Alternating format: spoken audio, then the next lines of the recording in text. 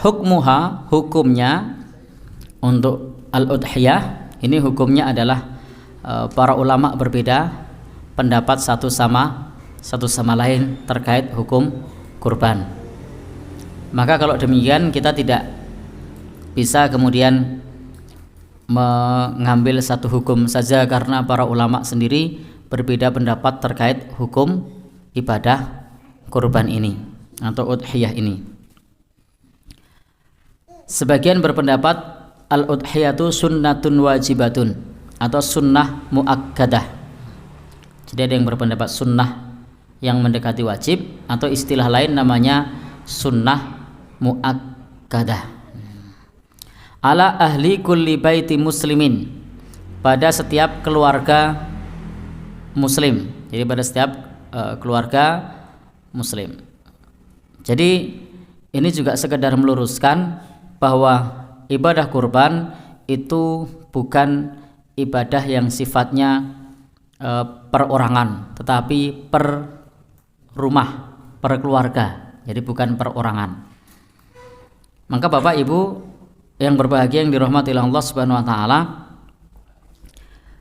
saya sering menjumpai di tengah masyarakat itu kurban dianggap kewajiban seseorang yang sifatnya adalah per kepala. Tak jarang di rumah kaum muslimin itu kalau kurban antri.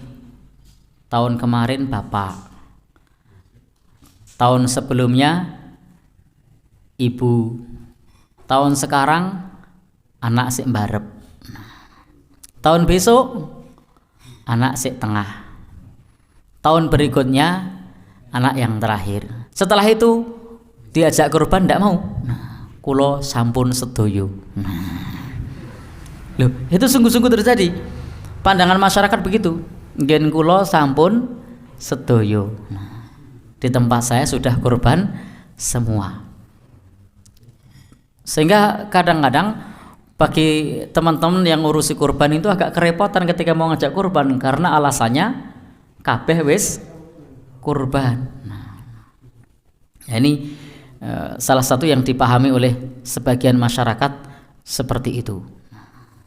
Dianggap sudah selesai. Nah, kalau haji betul hanya satu kali seumur hidup.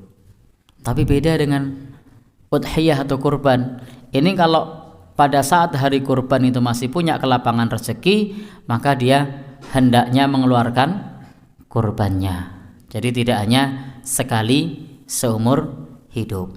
Dan hitungannya adalah setiap rumah kaum muslimin.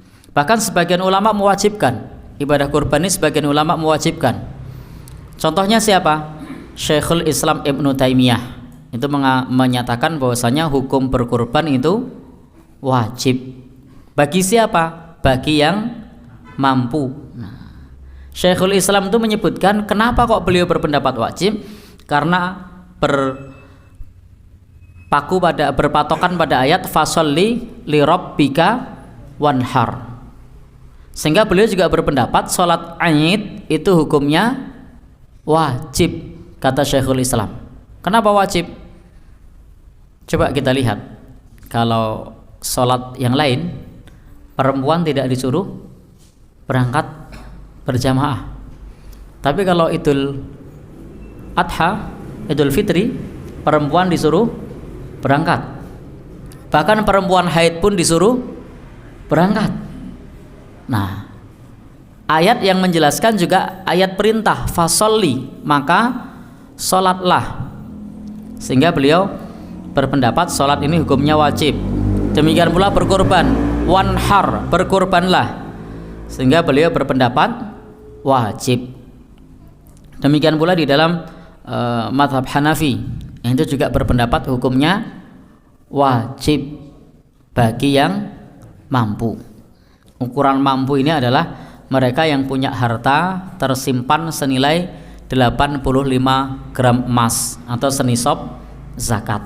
Nah, maka kalau saran saya sepulang dari sini silakan nanti di rumah rekeningnya dicek. Nah, ada ndak 85 gram emas? bukan 85 gram batu ya, tapi 85 gram emas, silahkan dicek, atau senilai 20 dinar. Kalau ternyata ada, maka menurut mazhab Hanafi atau juga menurut Syekhul Islam bahwa berkorban ini hukumnya wajib. Wa qauli Rasul sallallahu alaihi wasallam, dan Rasul sallallahu alaihi wasallam bersabda, man kana dzabaha qabla shalah falyu'id, barang siapa yang menyembelih sebelum salat maka hendaknya mengulang. Ini menunjukkan bahwa penyembelihannya diperintahkan setelah salat. Wa qauli Abi Ayyub Al-Ansari, Abu Ayyub Al-Ansari berkata, kana ar-rajul fi ahdi Rasulillah sallallahu alaihi wasallam yudahi bisyati anhu wa an ahli baiti. Dulu di zaman Rasul sallallahu alaihi wasallam mereka berkorban dengan seekor kambing untuk diri dan keluarganya. Jadi untuk diri dan keluarganya. Maka satu keluarga itu bisa dicukupi dengan seekor kambing, sehingga tidak perlu kemudian diurutkan yang berkorban, tapi cukup berkorban satu, maka sudah mencukupi untuk satu keluarga. Bahkan penjelasan para ulama seperti Al-Imam Ibnu Qudamah misalnya memberikan penjelasan kepada kita, andai dalam satu keluarga tersebut terdapat orang banyak dalam satu rumah itu, maka semua mendapatkan pahalanya. Meskipun di rumah tersebut keluarganya berjumlah 10 orang, 20 orang, atau bahkan lebih lagi sampai 100, maka semua masih mendapat pahalanya. Bapak dan saudara yang berbahagia yang dirahmati Allah, ini terkait hukum berkorban yang para ulama berbeda pendapat. Kalau di mazhab Syafi'i kan hukumnya sunnah bagi yang punya harta senilai hewan kurban. Jadi hukumnya sunnah kalau sudah punya harta senilai hewan kurban. Hewan kurban itu kalau di zaman Nabi harganya 1 dinar. Kalau zaman sekarang harganya berapa? Sama, 1 dinar juga. Jadi orang munda zaman Nabi sampai sekarang harga kambing itu tetap 1 dinar. 1 dinar itu 4/4 gram emas. Sekarang emas berapa? 600 sekian. Anggap saja 600. Sekiannya saya tidak hafal. Yang baru beli emas siapa ini? Pak Samijan? Oh enggak. Siapa tahu baru beli emas, karena saya melihat mobil atas nama Pak Samijan itu berkeliaran terus di sini. Oh iya.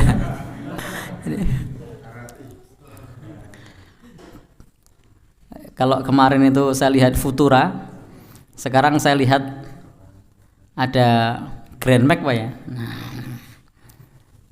Ternyata Bapak dan saudara yang berbahagia yang dirahmati Allah, mematahkan pendapat orang-orang dulu bahwa yang namanya bisnis itu katanya namanya harus mentereng. Ternyata dengan nama Jawa ya tetap aja gitu. Jadi tidak benar. Jadi rezeki itu tidak berhubungan dengan nama. Kalau Allah sudah mentakdirkan walaupun namanya Mujiman, tidak masalah kalau sudah rezeki. Ya, kita kembali ke topik.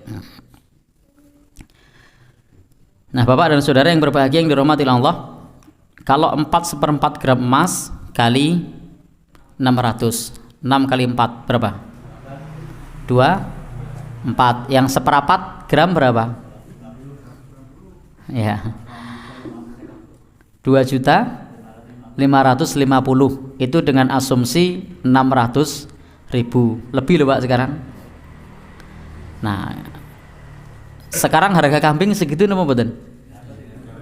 Dapat kan? Nah, berarti artinya dinar di zaman Nabi sampai sekarang masih sama. Maka kalau Bapak Ibu punya 1 dinar, itu sunnah untuk berkorban.